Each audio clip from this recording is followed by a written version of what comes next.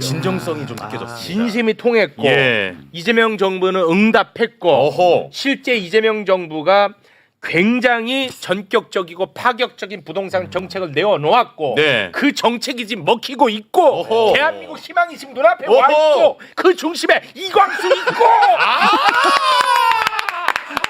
이광수.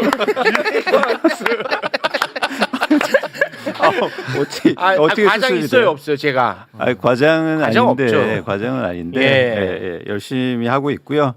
이제는 부동산에서 주식으로 이광수입니다.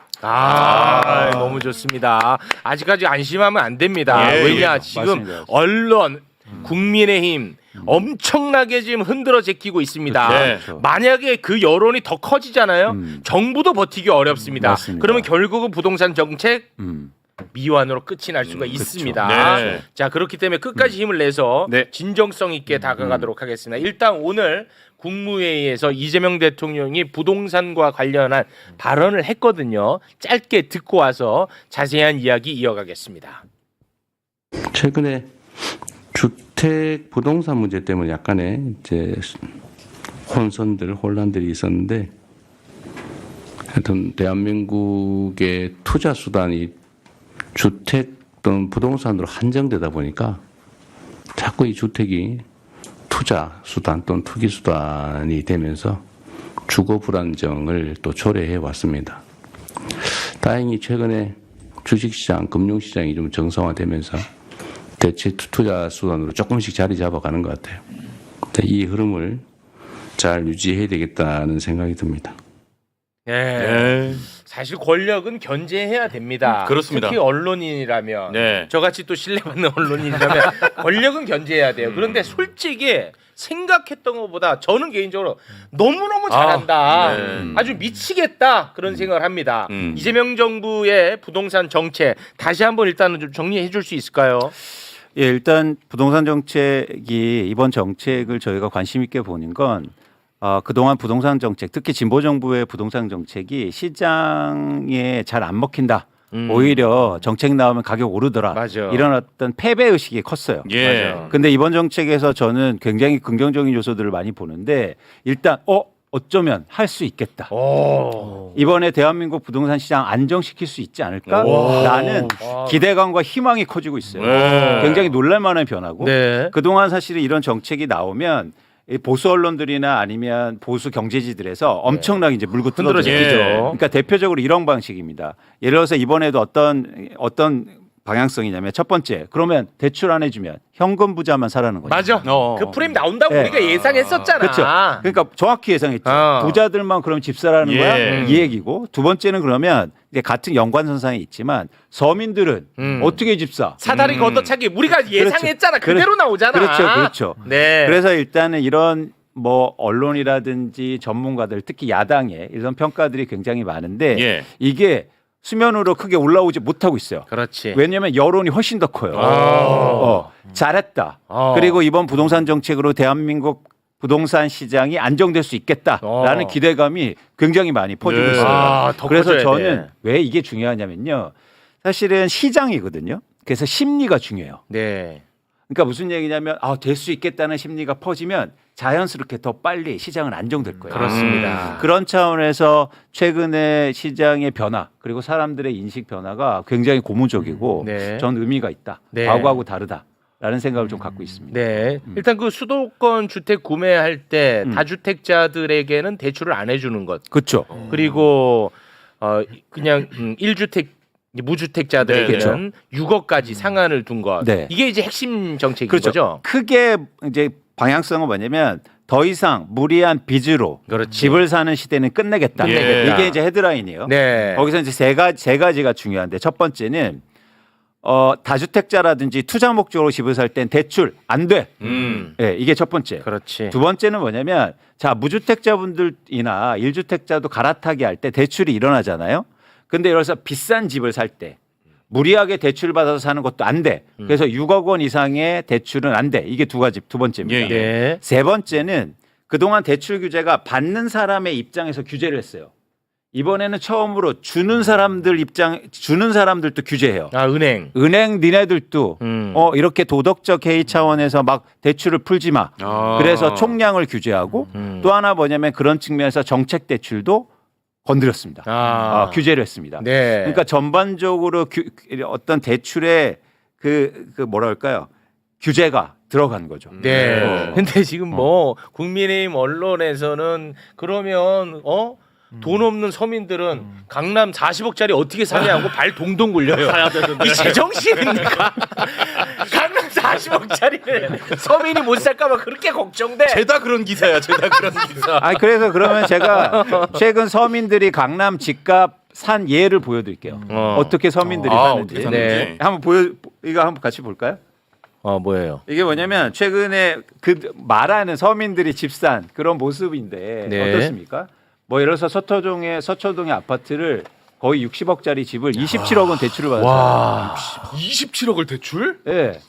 강남의 아파트를 막 20억, 30억짜리 사는데 20억 원 이상 대출을 와. 받습니다. 그러니까 우리가 지금 저 분들을 서민이라고 할 수 있냐고요? 와. 아니죠. 그렇죠. 예.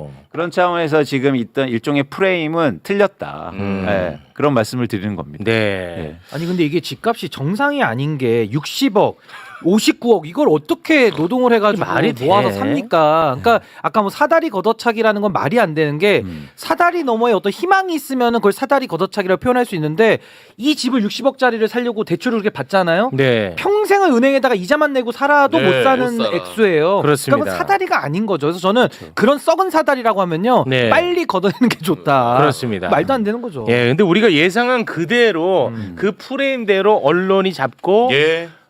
국민의힘이 잡아서 계속 흔들어 제끼는데 맞습니다. 과거보다는 좀 잘 안 먹히는 측면이 있습니다. 근데 여기서 되게 중요해요. 만약에 집값이 안 잡히고 오르잖아요.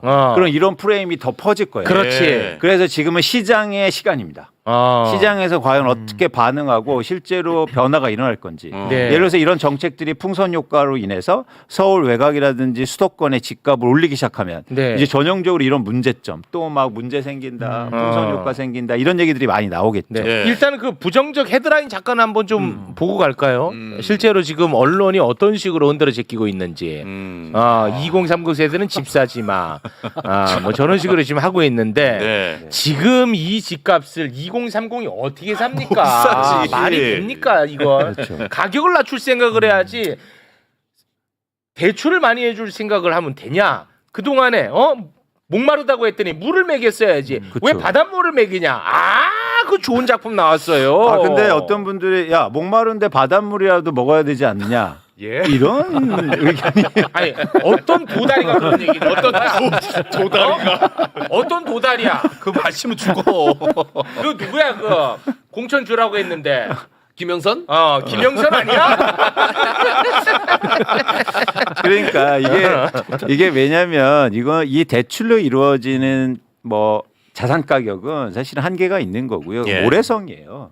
이게 지속되지 않으면 사실 한국 경제에도 굉장히 큰 문제를 일으킬 수 있거든요. 네. 그래서 저는 이 시점이 굉장히 중요했고 네. 그런 지점에서 저는 이재명 대통령 정부가 용기를 냈다. 네. 담대하게. 네. 네, 그게 사실은 굉장히 어려웠잖아요. 어렵지. 왜냐하면 나 대출해줘라고 막 하는데 네. 안 돼. 어. 사실 이런 거죠. 우리 아이한테 아빠 나 사탕 사줘. 그렇지. 계속 사줘. 그런데 계속 사줍니까?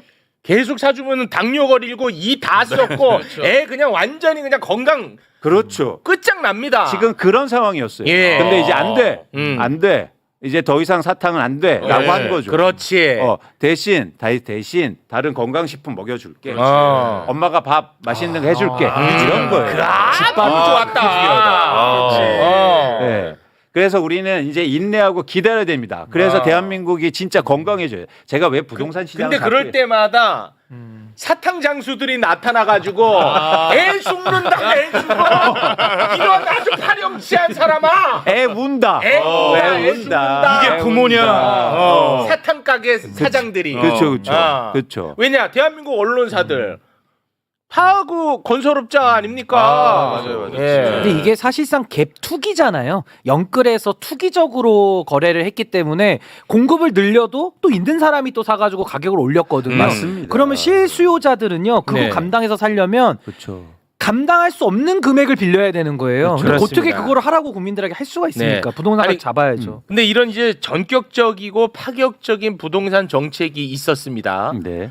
그게 바로 저 금요일에 냈고 토요일부터 바로 시행됐죠. 네. 이게 근데 지금 먹히고 있어요, 실제로? 일단 수요가 그렇게 막 대출 일으켜서 이런 수요는 이제 완전히 없는 거고요. 그러다 보니까 시장에서 거래가 안 되고 가장 직접적인 현상은 뭐냐면 호가가 떨어지고 있어요. 진짜로? 그래서 그동안은 뭐냐면 호가를 높게 이제는 부른 다음에 예를 들어서 물고기 잡혀라 이러고 있었던 거예요. 근데 누군가 대출 받아서 덥석 잡아. 그러면 이제 호가가 올라가면서 이제 신고가를 찍는 거죠. 거야. 계속 예. 연쇄적으로 올라가. 근데 이제 딱 하고 있는데 이제 아무도 물고기가 안 와.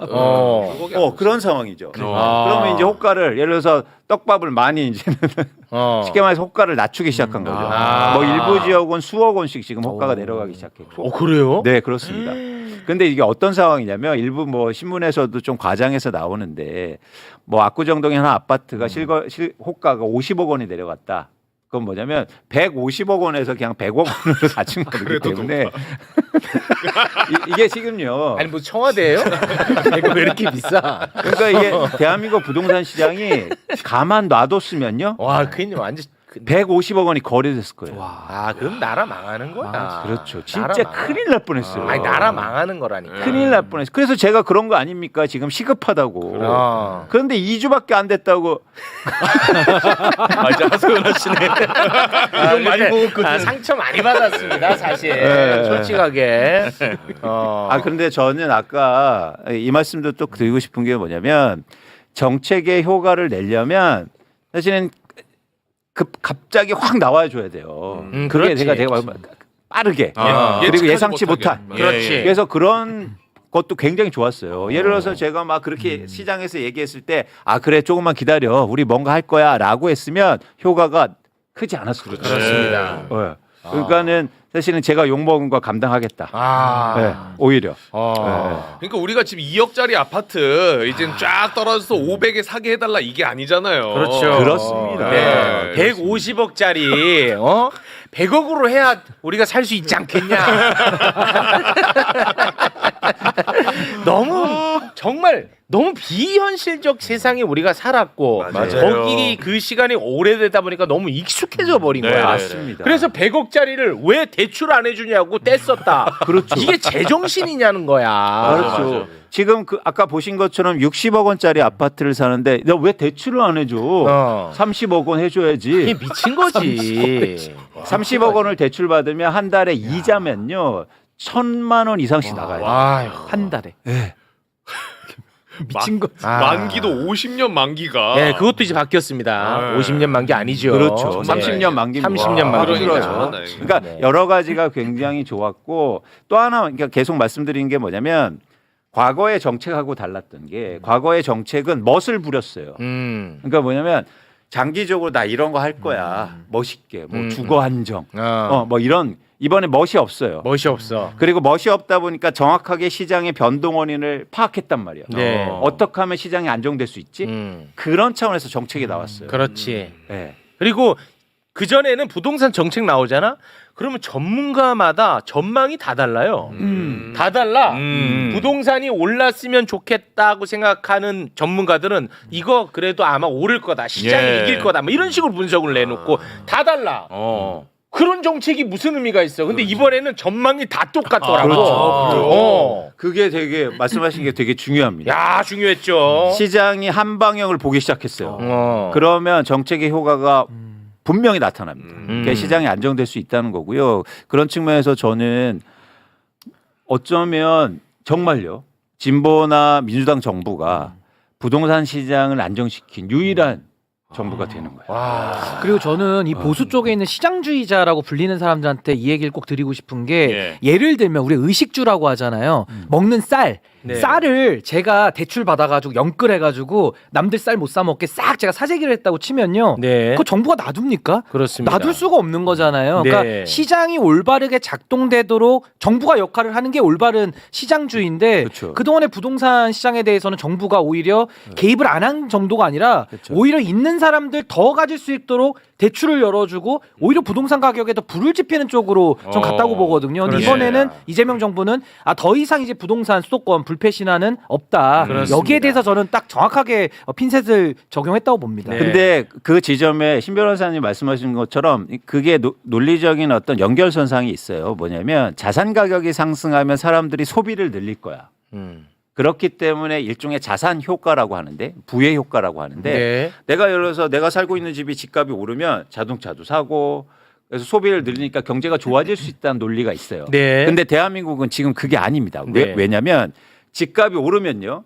내 집을 팔고 또 갈아타기에 나서요. 그러니까 소비는 더 줄어요. 그러니까 이게 악순환에 돌이킬 수밖에 없었던 그렇습니다. 그런 상황이었어요. 네. 그래서 훨씬 더 중요한 상황이었다. 네. 그리고 실수요자는 의미도 없고 내 집값 올라봐야 팔 것도 그렇죠. 아니면. 그렇죠. 네. 다른 집값이 더 올라. 그렇지. 그러면 더 심리적으로 불안한 거예요. 그렇습니다. 그래서 이번에 제가 이제 많은 분들한테 이제는 평을 받지 않습니까? 저한테 메일이 왔어요. 전 너무 감동적이어서 꼭 읽어드리고 싶어요. 읽어주세요. 예. 제가 최근에 무리해서 대출을 받아 집을 마련했습니다. 걱정이 굉장히 크지만 우리 아이들은 내 집 마련 걱정 없는 나라에서 살아가길 바랍니다. 멋있다. 집을 그래서 멋있어. 대한민국 부동산 시장이 꼭 안정되길 진심으로 바랍니다. 와. 마지막이 되게 중요합니다. 이재명 대통령님, 이광수 대표님 마음 깊이 응원합니다. 와. 마지막에 마지막에 이광수 애미 아니에요? 광수야. 근데 제가 이거 갖고 되게 감동받았어요. 왜냐하면 이게 정치적인 구성상 우리나라는 집을 갖고 계신 비율이 높아요. 그러니까 기주택자가 많단 말이에요. 그럼 어떻게 해석이 되냐면 집값이 올라줘야 다 찬성하는 게 아니야? 근데 우리나라의 많은 분들은 내 집이 있음에도 불구하고 미래 세대를 위해서 집값이 안정되기를 원하고 있단 말이에요. 네. 감동적이지 않습니까? 감동이야. 그렇기 때문에 전 이런 정책들을 용기 있게 밀고 나가라. 그렇습니다.